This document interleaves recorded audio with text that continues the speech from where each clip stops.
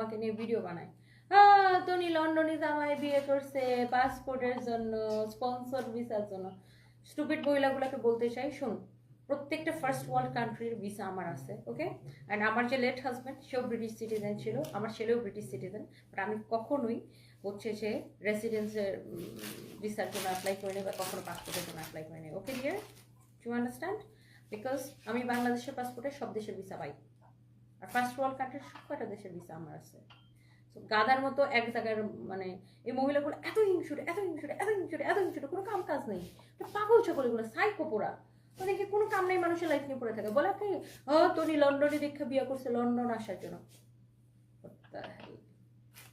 বলে স্পন্সর ভিসার জন্য। এত স্টুপিড, এরা নিজেরা অন্যদের উপর ডিপেন্ড করে। হ্যাঁ, কোনো কাজ নেই তো কুটনা কুটনা বুঝতে, এগুলো কুটনিপুরির মতো সারাদিন ফেসবুকে কুটনামি করে। মানে আমি, আচ্ছা আমি ধরে নিলাম আমি লন্ডনে বিয়ে করছি স্পন্সর ভিসার জন্য, তো তোমার কি, তোমার কি সমস্যা?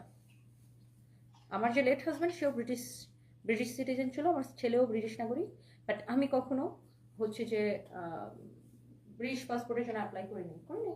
আমার এমনি